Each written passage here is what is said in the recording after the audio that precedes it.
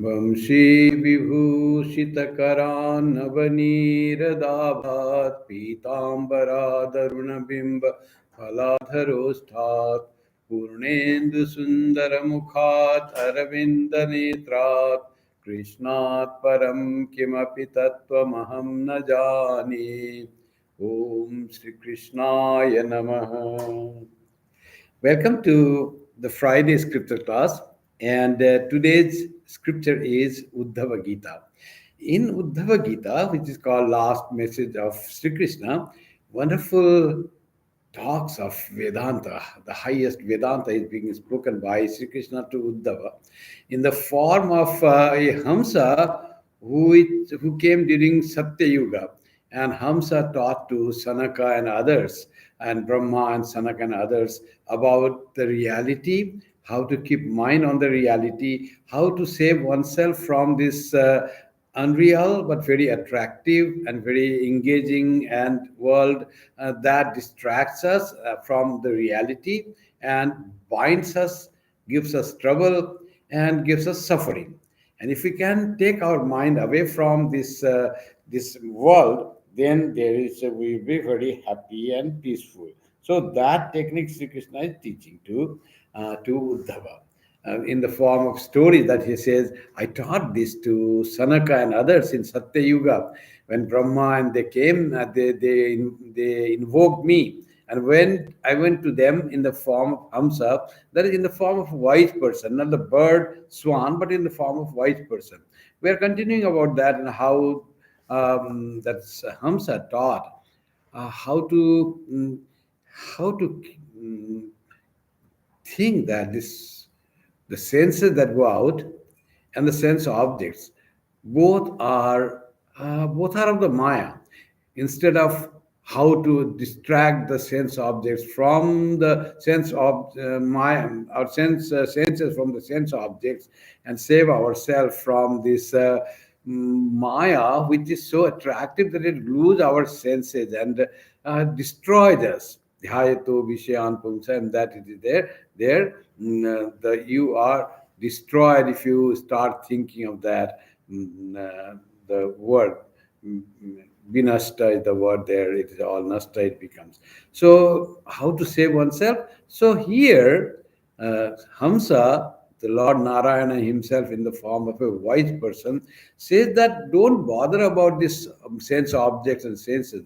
Withdraw from both and think yourself as the Atman. That is the only way, only perfect way to get rid of this samsara.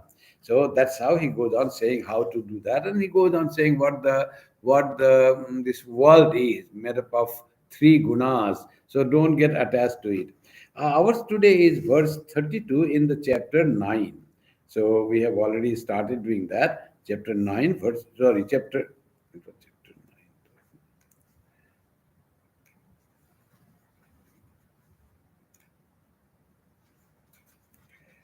Chapter 8, verse 32, actually, sorry for that. So, chapter 8, verse 32 will start today. So, Hamsa is saying to Sanakas and Sanaka brothers and all those that were assembled there, including Brahma. So, he says, Yo jagare bahiranu kshanadhar minorthan bhungte samasta karane rhititat sadrikshan. स्वप्ने सुषुप्त उपसंहरते स एक स्मृत्यन्वयात् त्रिगुणवृत्ति त्रिगिंद्र एष.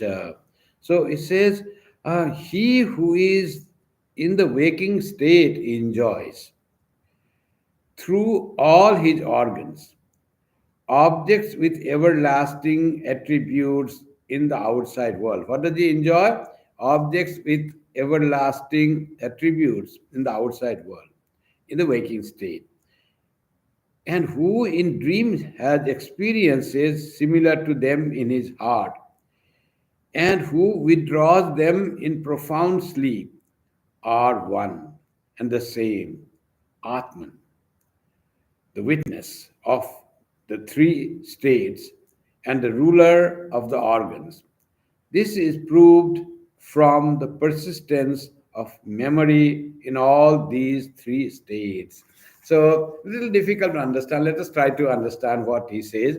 One who enjoys the world in waking state, and who in the dream state experiences through made by itself through the mind, and in deep sleep state withdraws totally from this enjoyment or experience of the waking state, or from the experience of the self created dream state, totally into non-experiencing state called deep sleep state. Is the one person, is the one being, it is a continuum. It's not something there are three persons having three states. So as one person, he who enjoys the waking state, the thing, objects in the waking state, the same being in dream state enjoys or experiences. It more than enjoys, it's about experiences. The in the dream state, and in deep sleep state is has avoided any experience of sorrow or pain, and that being is one. That is the one who enjoys. That in the last verses we read that in waking state is sattva guna, preponderance of sattva guna, that makes us experience the things of the world in very profound way. We very experience in a profound way. In dream state, it is not profound. In dream state, it is rajoguna, preponderance of rajoguna. It is more prevalent, and that creates. Rajoguna doesn't create. That whatever is created, it is a sign of rajoguna. Little dim experience, not like the waking state, but we experience the things. So preponderance of rajaguna in dream state, and the preponderance of tamoguna in deep sleep state, where you understand nothing. All experience is blocked. As they say, no, you block nerves so that you don't get any experience from outside. You block nerves, then you don't have experience any pain in your body. So this is blocking of experiencing. The power to understand, power to know is all blocked, and that is by the power of tamoguna. But in all these three states, there is one being that is always seeing, and that is the witness. And who is that? That is the self. Self is always there in all three states. So that is the power of the self being said, and it is not involved, but it is there in all the states. So that is what is understandable, because we remember all these three. It's understandable from the memory. This is proved from the persistence of memory in all these three states. That memory comes when we are in the sattvic state of the mind. That is when we are in the waking state. That I dreamed that I had experienced dreamless sleep, and it was so fantastic, so resting.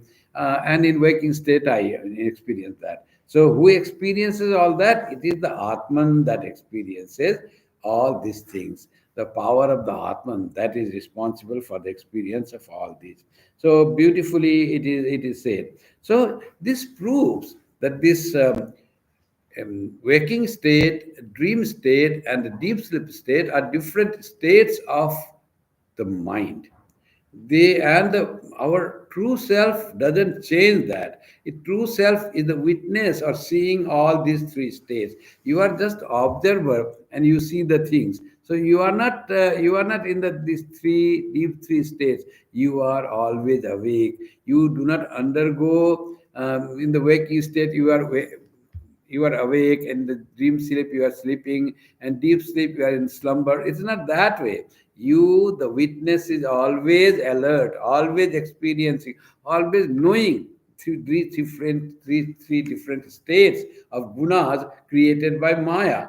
So that's what it is said. But try to try to understand your true self as unchanging, pure conscious witness reality, and don't identify yourself with the changing being which thinks I am sleeping, I am awake, or I am dreaming. Don't identify with that. So that is not your real nature. Your real nature is the witness consciousness. So beautifully it described here. So trying to avasthatraya sakshi, they call. You are the witness of all these three states, and these states are produced by Maya.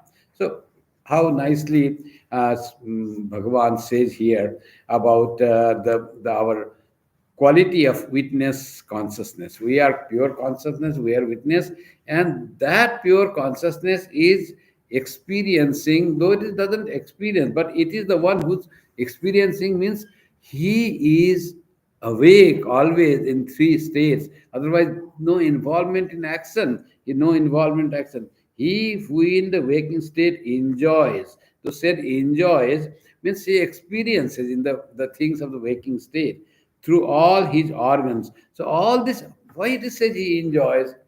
Witness doesn't act, it doesn't enjoy.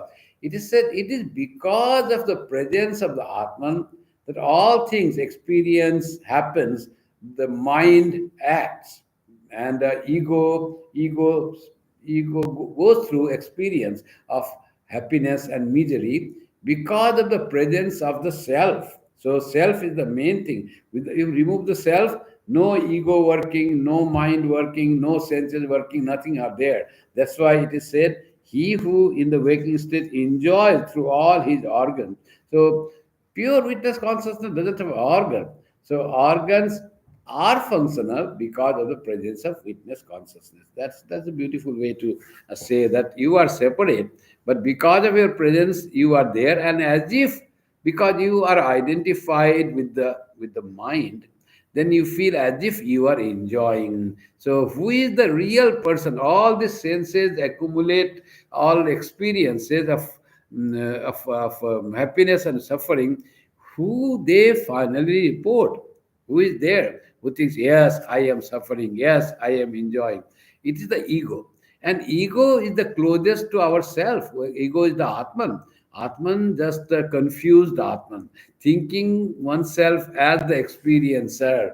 But the ego is the thing. Ego is the Atman. If ego truly understands itself who he is, then thing is done. Then he will know he is not the enjoyer. It is the mind which is enjoying. So this verse so nicely tries to explain that in these three stages there is one continuum. Let us read the explanation here. One small note is there. One, etc. They are not separate. These three states are not separate. Since a man remembers his experiences of the waking and dream states, as also his experience of anything in dreamless sleep, and the one unchanging witness of these is the Atman, unchanging witness of all these three states. Try to equate and identify yourself with that witness. You are that witness, Tattvamasi. You are not in the waking state, you are waking and you are doing something. I am experiencing the waking state. I become a different being in sleep, and enjoy the dream or experience the dream. And in deep sleep state, I experience the peace and rest of dreamless sleep. So these three persons are not three. This is only one being. Through him or in him goes all these three states. States are changing. The being is unchanging. Like the river flowing. River is flowing. And the banks are unchanging. They remain there. We are that banks. We do not change. And we see the river is flowing. It is changing. New water coming and going. That's what it is. Let's go to the next verse. एवं विमृश्य गुणतो मनसस्त्र्यवस्था मन्मायया मयि कृता इति निश्चितार्था संचिद्य हार्द मनुमानस दुक्ति क्षिक्ण ज्ञानासिना भजत माखिल संशयान्वितम संशयाधितम संशयाधिम actually is the thing. Thus reflecting that the three states of the mind due to gunas are created in me by my maya, and being thus sure about the reality, destroy egoism, which is the receptacle of doubts, with the sword of knowledge, sharpened by inference and competent testimony, and worship me who is seated in the heart, Created means imagined, it is not created, imagine. Competent testimony, including Shrutis. What is the competent testimony? It is your own experience and the teaching of your Guru and the teachings of the Shrutis. Shastreshu Guru Vakyeshu Vishwasa iti Shraddha. And with that Shraddha in the teachings of the Guru and teachings of the Shastras and your own experience, then try to understand what you really are. And it says, Krishna says here, I am that experiencer, that Krishna sitting in your heart as your own self and nothing else. And that Atman, that me, true self of yours, who is one with me, that Maya is created by me. And created by me, and that Maya is in me. And through that Maya, being sure about the reality, destroy egoism, which is the receptacle of doubts, and the sword with the sword of knowledge, sharpened by inference and competent testimony. So Viveka, that's very much important. That's why Viveka is the one who can distinguish, and who can distinguish between the real and unreal, between the world, anatma, and self, the atman. So the Atman, the self, is the real experiencer.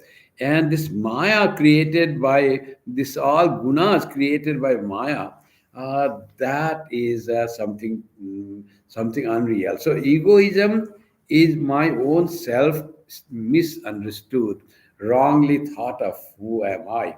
So try to understand true self and be get freedom from the clutches of this Maya. Don't identify yourself with egos, experience of the egos, but try to make yourself separate from this anatma, from this world. Anatma includes your world, anatma includes your senses, mind, and the objects that senses experience. Nothing is you, but all they work through you. In fact, the whole anatma comes also out of yourself, out of the Atman, out of God. There is nothing that is not connected with God. This anatma, this experience, this world that distracts us from reality is also created by God. So God is the ultimate. That's why beautifully Sri Krishna says, reflecting on three states of mind due to gunas are created in me by my Maya. So they just are in me. What is that me? That is God, or Atman. So that Atman, in that, does it mean the confusion is in me? No, that doesn't mean in me. That is not in me. I, in reality, cannot be confused. But somehow, in practical sense, I am really confused. My true self is confused because it identifies with the ego, with the aham, that is the experiences, and that becomes involved in the world and worldly affairs. So try to dissociate this, identify yourself from this ego, and try to rely on your true self and see this world of sense objects as different from you, and know that you are the real experiencer of the thing. And what type of experience is that? It is the witness consciousness. You see the things are there. So don't get involved in the experience of like and dislike. Don't have that thing. Don't get caught by like and dislike, by attachment of this world. So that is wrong, because nothing is there that is out of you. Why should you be attached to something that is in you? Everything is in you, and you want to get, oh, I don't have this beautiful flower. I don't. Everything is in you. Everything is created by you. Everything is imagined by you. Whole universe of like and dislike has been imagined by you. So this should not be able to affect you, who are the witness consciousness, all powerful, all who is the when all desires are fulfilled, There is nothing to desire because Atman has everything. In fact, everything is created by Atman. You create yourself, you have the thing, and now you want to possess that and get suffering in that. So that is very peculiar state we have. The whole world is ours. We have created this world. And after creating this world, which in fact it is all in me, and then I want that world because of ignorance and thinking that it is not in me, it is away from me, and I want that to enjoy or experience. In fact, it is all your misconception. Whatever you find the beauty, attraction, liking, that all is created by you for the things which are within yourself. So that's how the thing goes. So that's why Sri Krishna says, don't get caught in these things. So and to be free from attraction and attachment to the things that are already in you. So you are not only this body, very small thing, that this thing away from you, and you want that flower, you want that object. It is not that. Everything in the world created by you in you, or created by God in Him, are already within you. It is not separate from you. Why you try to get that? How you think it is not in you? How you think it is away from you and want that? How this attraction for the things which are already yours has come to you, says Sri Krishna. So remove this false identification as the things are the away from you, all are within you, and be happy and satisfied. Just see the things, and if you want to enjoy seeing beautiful flower in the forest, in others garden, beautiful house, other garden, nothing is away from you. There is nothing that is not in you. Everything, the whole universe is in you. Isha Vasyam Idam Sarvam. That Isha is you. Who is that Isha? Who is that God in whom everything is covered? Who is the owner of everything? The whole world is owned by God Himself, by the Atman Himself. So don't consider yourself to be not having those things if you find attraction to the things. In fact, don't have any attraction for those. It is really insignificant compared to your greatness, your vastness. All you are so vast, so great. Little puny things that you want. It's very surprising that how you become greedy of the things of the world, which are insignificant for you, which have been created by you, which have been imagined by you, and then you think, oh, if I could get that, I do not have that. So like that thing. So very practical viveka. How can we develop viveka? Sri Krishna says beautifully, all because of Maya created by myself, this is all happening. Let's go to next verse for 29. Ahankara kritam bandha atmanortha viparyayam vidwan nirvidya samsara chintam turye stita tyajet. Knowing the bondage due to egoism to be the source of all trouble for the jiva, one should be averse to it and give up one's identification with the intellect, resting on the transcendent. So, so problem is that we are not resting in the transcendence. We are resting in the ego. And when we rest in the ego, we identify with the ego, which thinks I am incomplete, I am weak, I am small, I am, I want the things to enjoy, I have nothing there. So, this wrong thinking of the ego has to be corrected by knowledge. So, what is that? One should averse to it and give up one's identification with the intellect. So, I am not the intellect or mind that desires things in the world. So any desire to enjoy anything, the objects, the sensation, anything that I desire are much lesser than what it appears. It is not really enough to give us happiness or satisfaction.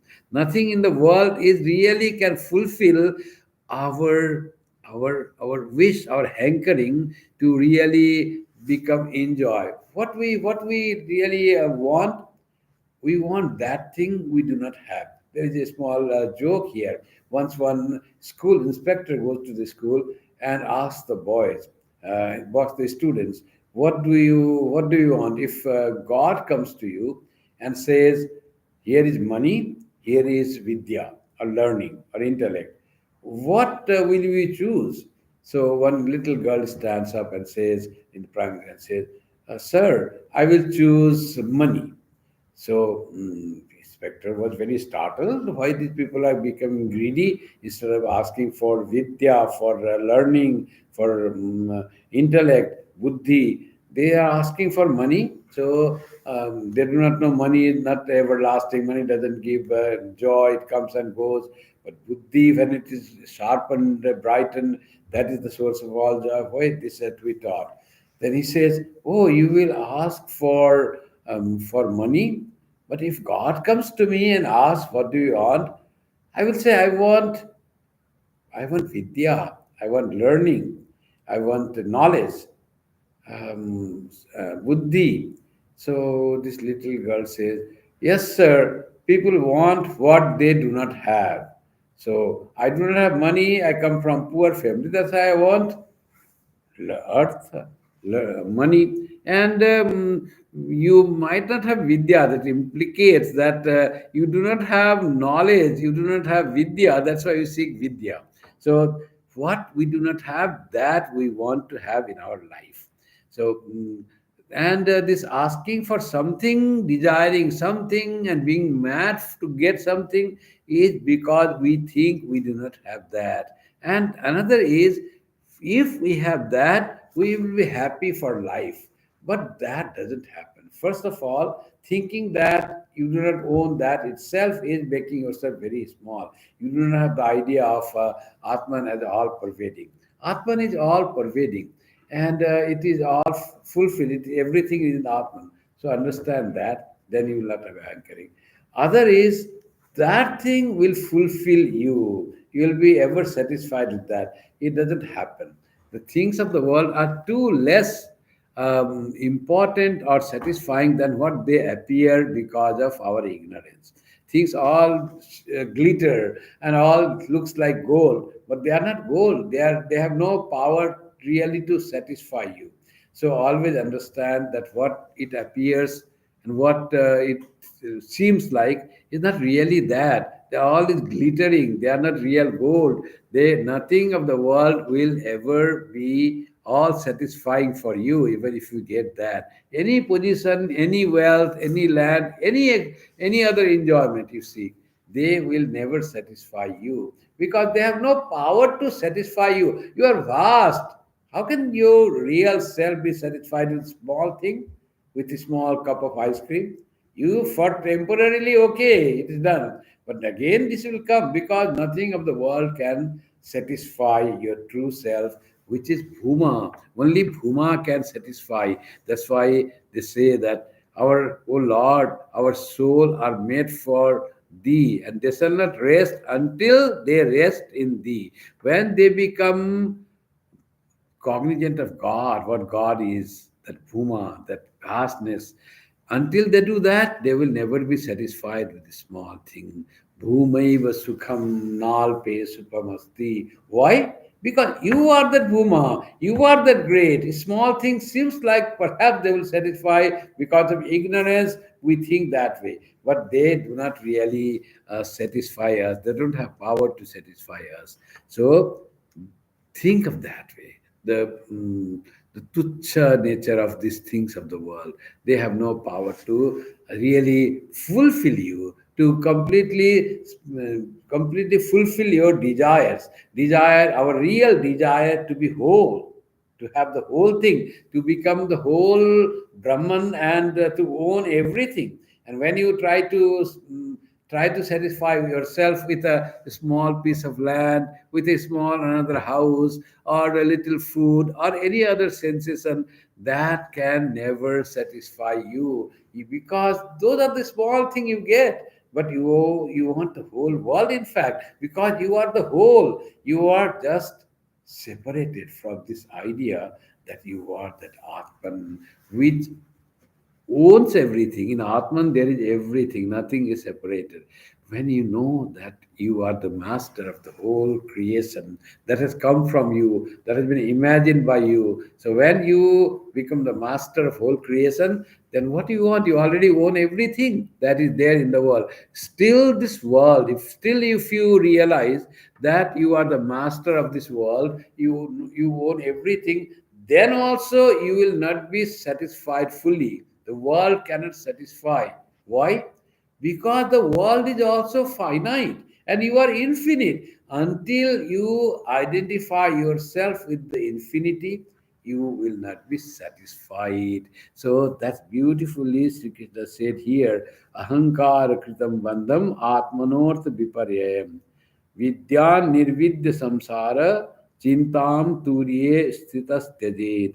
Knowing the bondage due to egoism to be the source of all trouble. So egoism, that ego, small, the self, misunderstood self, we call it self, I, small I. It wants finite things, and the bondage comes because it gets some, it doesn't get some. So it feels like I have got that, I didn't get that. My this wish to get this job is fulfilled, but I want to be the director of this company. That is not fulfilled. So always there is bondage and suffering of not fulfilled desires, whereas nothing is away from you. So that's what it is seen that way. If you can see that way, when you can, the ahankara or ego is something that is wanting the small things and says, oh, I wanted that and that person gave me this and I'm fully satisfied with that. When you say that, then that is the course of ego and the source of all trouble. Why trouble?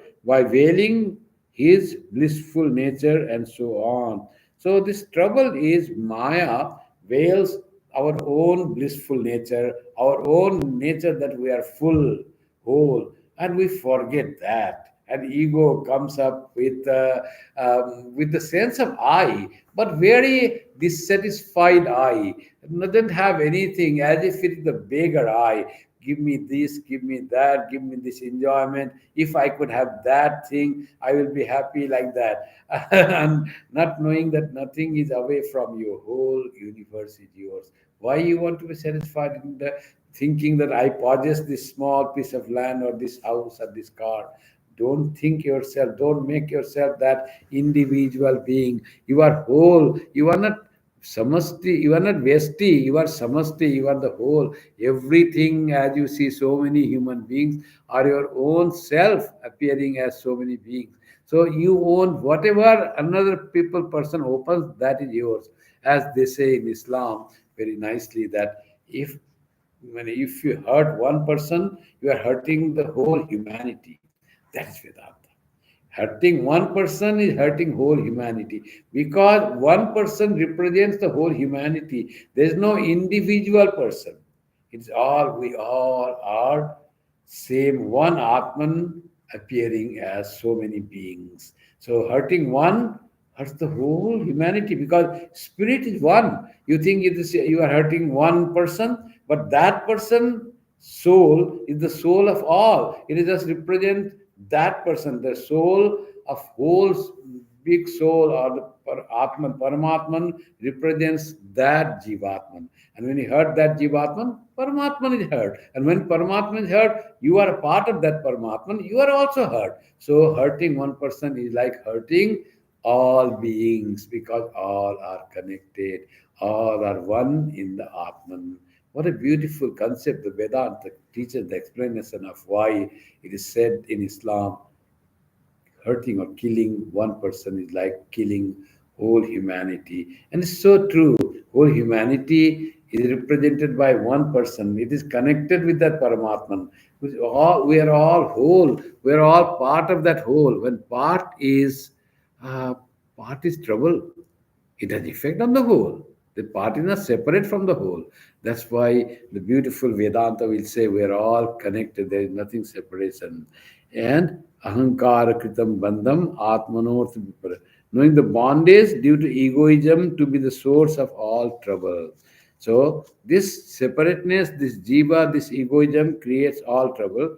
For the jiva, one should be averse to it and give up one's identification with the intellect resting on the transcendent. How can one give up this bondage created by identification with the intellect, which thinks I am separate, I am small, I desire that. So all desires and all that in the intellect. How does one do that? So by resting on the transcendent, Turye Sthitas Tajet, and give up all that ignorance, get established in the fourth Turiya, and the reality. Turiya is the reality, the stage beyond waking, dream, and dreamless sleep.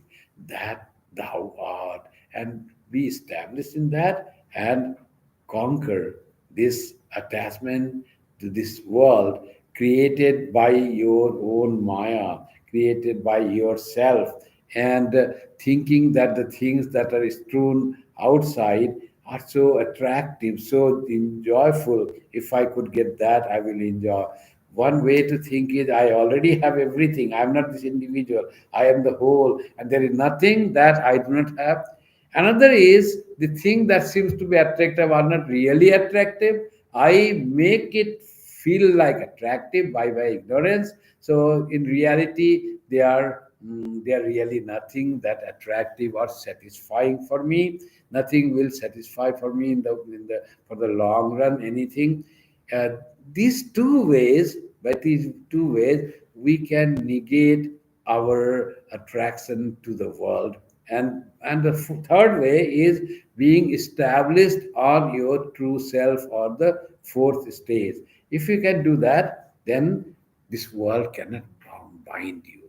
The main thing is how to get rid of the bondage of the world by wielding the sword of knowledge and cutting this ignorance that this world is something greatly enjoyable and satisfying. If I could get that, I will be very happy and satisfied. Nothing of the world has that power to satisfy, because you are satisfaction itself. And this satisfaction is the misunderstanding of your soul which owns everything. You seem like you do not own, you do not have the thing, and you are begging to have, possess, or enjoy anything in the world. So if you have that knowledge, then you understand the whole universe is mine.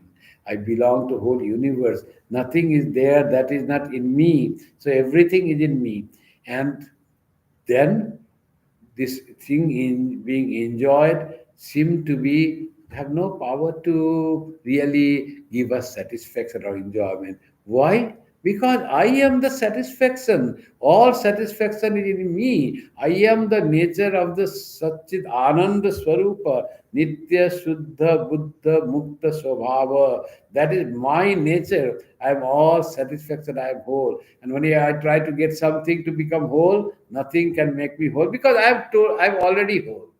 So understanding my real nature is the only way, and getting established in that Turiya Sthito, and then you can remove the ignorance if you are established in the reality of the Atman, which is all complete, all blessed. Nothing is there for the Atman that it lacks, it doesn't have. That's why it doesn't desire anything. It's all fully satisfied. Get established in that your fourth state of your own, where all desires cease, all wants go away, and you are full and whole and complete. And that is the state to seek and to get established by the power of your buddhi, purified buddhi. Purified buddhi will make you understand this dictum of Vedanta, Tattvamasi. You are that. You are that satisfaction. You are that peace. You are that joy. You don't have to seek that joy in the world, which will not give you, which cannot give you. World has very little power to satisfy you. You are great. You are already satisfied. So thinking of our true nature alone can make us, give us freedom from the hankering of the mind for the objects of the world. Their question was that how to get freedom from the bondage of our hankering for the objects of the world. Know yourself. You are full. You are whole. You have everything. You are Satchidananda Swarupa. Then what you want outside. So like that. Thank you very much for today's class. Attending today's class, it is online only. So uh, uh, uh, our Sunday service will be online. Please attend Sunday service. It will be on Sunday at 11 a.m. It will be the talk on Buddha, the enlightened one. Thank you and good night to everyone. Om Shanti Shanti Shanti Hari Om Tat Sat Sri Ramakrishna Arpanamastu Jananim Saradam Devim Ramakrishnam Jagadgurum Padpadme Tayo Sritva Pranamami Muhurmu